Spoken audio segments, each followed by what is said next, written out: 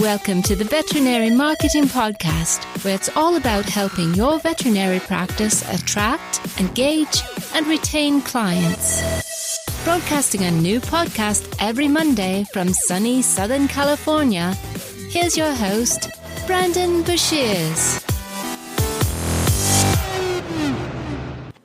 Hey there, everybody. Welcome to episode number 192 of the Veterinary Marketing Podcast. Hope you're doing fantastic, having a wonderful day. In today's episode, we're going to talk about Facebook groups. Should you use them, how to use them, how you can use them to build your email list, and how you can use them to build pixel audiences. I think this is actually a pretty darn good strategy right now. If you're not enjoying as much engagement from Facebook, or if you're looking to grow your Facebook audiences and your clients with Facebook, I think this is going to be a very, very helpful episode. So if Facebook marketing is in your practice's future, this is something that you're going to want to listen to, I think. If not, then this probably is not for you. So let's jump into today's episode. Before we begin, a few things. First, if you haven't done so already, subscribe in iTunes, Google Play, Spotify, wherever you get your podcasts. And then number two, if you have not already, we're talking about Facebook groups. If you haven't already joined my Facebook group, the Veterinary Marketing Nerds, head on over there. Join the Facebook group. It's facebook.com/groups/the Veterinary Marketing Nerds. And you can request to join. It's free.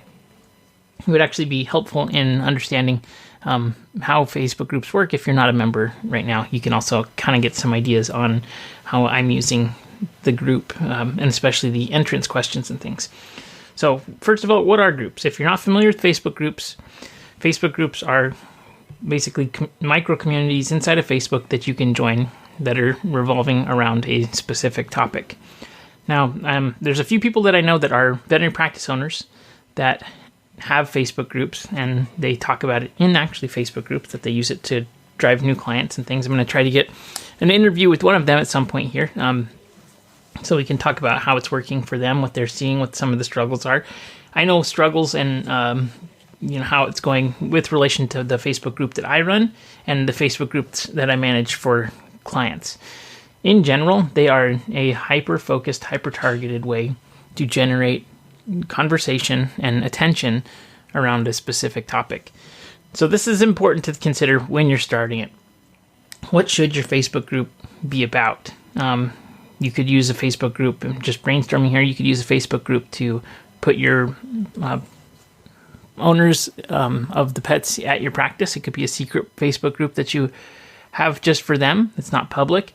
You could do a public group that's for, pet owners in your city. I think it needs to be specific and it needs to be targeted. If you build up a group of 1 million pet owners across the country, that's still valuable, but it's a different business model. So if that's your end goal, is to have a huge list of pet owners, then make it more general. But if your goal is to build a group that's going to be able to actually drive people into your practice, and that's the purpose of this group, then it needs to be more specific. So first of all, you need to define who the target audience is, what they care about, what they talk about, and how you're going to basically create a community for them to feel comfortable to discuss about the things that they're going to be talking about online. So if you're not sure what this looks like, then I would say go and look for groups and start searching for groups. See what is out there. See what people are commenting in. I think this is actually extremely important to have in your research phase, is what people talk about, where they are in terms of, is it local groups? Is that something that's beneficial? Or is it breed-specific groups? Or is it, like topic-specific, so natural health, or things like that, and determine what you want to do and kind of build out that niche. I think if you build a niche, it's going to be far more successful because it's going to give people a place to talk that is going to be far more relevant to them. Right now, it's very noisy on the internet. There are already tons of groups, and so in order to stand out, you have to be specific. So if you are looking to, I don't know, maybe you do a lot of IVDD cases, so maybe you create a dachshund owners group or something, right? But make it more specific and you're going to be more successful. Once you have the who figured out, you need to understand kind of what they're going to talk about. And that's why it's, I think, important to be a member of additional groups, so that you can see what people are talking about. You can understand what train wrecks people have in terms of like certain topics that people start talking about, or certain topics that people start fighting about, so that you can avoid having those kind of conversations. So when you create the group, you're going to have, number one, the group name, the group description, then you're going to create rules for the group. I think it's important that you really sit down and think about what the rules are. If you want to make sure that this is not a place where medical advice is being given, you need to state that there. It needs to be disclosed that you're not giving medical advice to anyone here. It's for entertainment purposes only. I would say, make sure that you have good legal counsel on that, because there are rules with that, and I'm not an expert at that. The group that I have talks about marketing, but there's not any legal ramifications that we're coming up against like you would as a veterinarian giving advice. So make sure that you're covered with legal situation. Then number two, make sure people are civil. People get heated. People get angry. It's happened a few times in my group, which is about marketing, which is silly. On top of that, people are spamming inside of these groups, and that takes away from the quality of the interaction that happens. So you want to make sure that spam is not happening. So to help filter the spam, you're going to want to also add the questions that people get asked. This is when you create the group, it'll ask you, would you like to ask questions of the people that are requesting to join the group? So if you make it an open group, these questions won't be there. If you make it a closed group that requires approval, it will show up. So there's three types of groups. You have open groups, closed groups that are still public that you can see and search for and find, and then you have private groups that are secret. The only way to find it is if you have a link for it. So you're going to probably want to make it a closed group. That way you don't get just tons of spammers in there, and you're going to have to approve them. So you get three questions that you get to ask, and so make sure that they're relevant. I would say if you're doing a dog owners group, say, where are you a resident of the city? Let's say you're doing a dog owners group for your city. Are you a resident of the city? Where do you live? And then ask them to put their zip code in. Then ask them what kind of breed of dog they have, and then ask them for their email. And this is something that is really, really cool. So I started doing this a couple months ago, where I said, would you like to receive occasional updates about free trainings, new podcasts, and content coming out? And I gave them a place to put their email. And right now I'm getting about 40 email addresses a week. And so it's been a great lead gen tool that has been running completely free. And if you had a veterinary practice and you were doing a local pet owners group, and people were getting, if you said to them, would you like to receive email updates about events, promotions, and special offers that our veterinary practice has, I'm certain people would fill that out, and they're asking for you to send them stuff. So next time you have some kind of promotion or special that you're running, especially for new clients, you send that out to that list, and you will get people coming in. So that is a fantastic way to drive people in. So we've talked about that you need to be very specific. You need to have rules around who can be in the group, what they can say, what they can't say, what all your disclosures that you need to have. And then we talked about the questions that you need to have. Now, inside of a group, there's tons of different ways you can set your group up. You can set it up as a community. You can set it up as a learning group. If you set it up as a learning group, you can actually post content that's like module learning content in there, which is pretty cool. There's all kinds of really cool additional features that you're going to be able to see and play around with, and they're adding all the time. They were doing this feature where you could post people that were willing to be mentors, and it would connect them with other people in the group, which is pretty cool. But I don't see their huge application for the veterinary industry. But it's just kind of cool. When I was looking at trying to see about engagement audiences and pixel audiences that you can build, I've been hearing from lots of people that pixel audiences will be coming out for Facebook groups. And I've also been hearing that they're going to be adding targeting options for ads inside of Facebook groups. Right now, there are no ads inside of Facebook groups, and they've been saying that for a long time, that there will be ads. But at some point, there may be ads in your group. So that might be a bummer. So be prepared for when that happens. But until then, it's an ad-free experience for the user, and you're going to be able to engage them and get organic engagement a lot more frequently. So when you create the group, a few things. First, you need to create it and link it to your Facebook page if you want to. It may be a strategy that you want to do.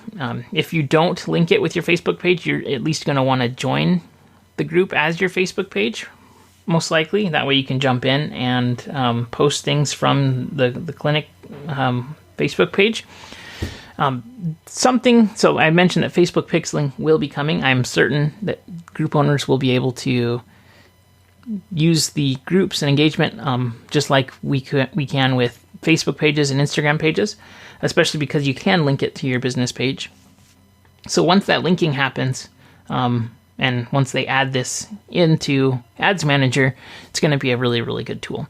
You're going to be able to target all the people in your group. So if you're building a local group of pet owners, it's like the best list that you could have, because you're going to have engagement, you're going to have interest, intent, and everything that you need to send them offers and show them things to sell them.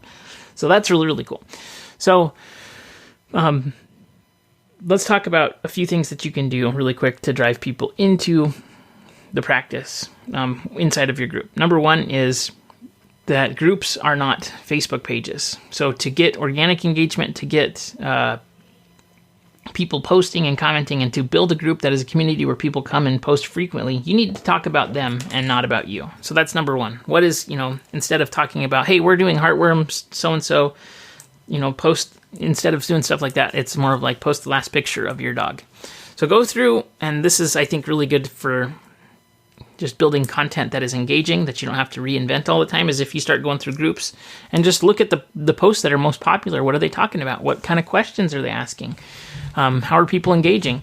And start making posts that are similar to that in topic. So it needs to be all about the person in the group. They're in the group to talk about themselves, to find more information, to get something. They're not there just to consume info. So they're there for a reason, and you need to understand that the more you talk about yourself and the less that you ask questions, the less successful it's going to be.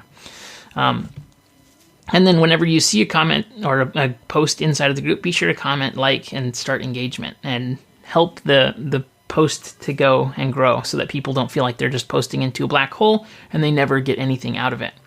So once this happens for a while, you're going to be able to, you'll see that the group starts to grow on its own, and it takes a lot less work because it is starting to have its own engagement and build its own community. So that's fantastic.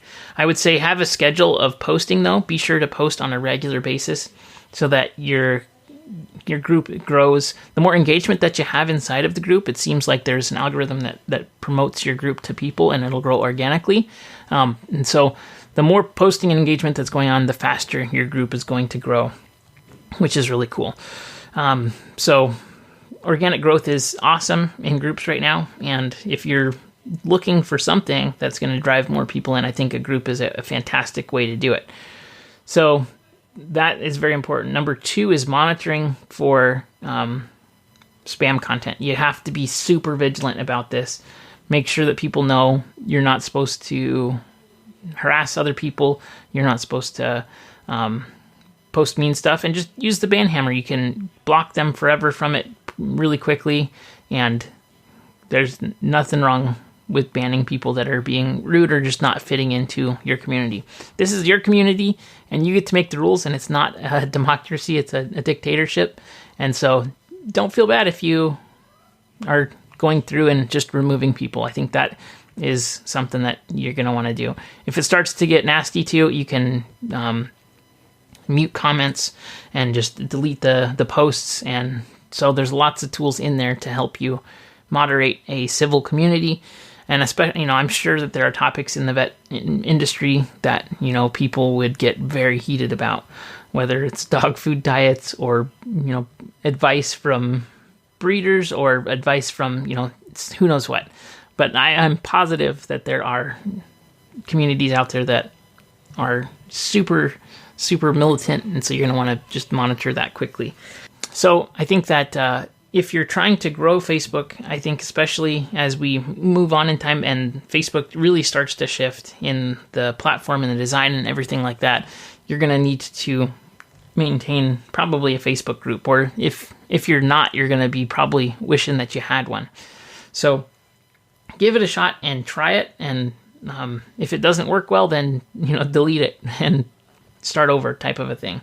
But you can build out pretty cool communities with really awesome people. And I think if you build it with the intent of you're going to build a community that you're going to help to foster and help people get information and all kinds of cool things, you're really looking to serve the community with that, you're going to get a lot of growth. It's going to be very cool. So I'm going to leave you with 2 groups that I think you should check out on Facebook. One is called Suspicious Corgis, and it's a group of corgi owners that post pictures of their corgis looking suspicious. It's really funny. But I mean, you just look at the size of these groups and you see the engagement, how many posts people are posting. It's amazing. And then the second one is This Cat is Chonky, which is an awesome group as well. So be sure to check that one out. That one has 650,000 people. So they went a route of not being local. It's just cat owners who love their cats and love posting pictures of their cats. It's amazing, though. If you look at these posts, how much engagement they get. It just blows your mind. So check it out. And if you have any questions, you need any help at all, you should definitely join the Facebook group, The Veterinary Marketing Nerds. Let me know what you think, and we'll talk soon. Have a great day, everybody. Bye.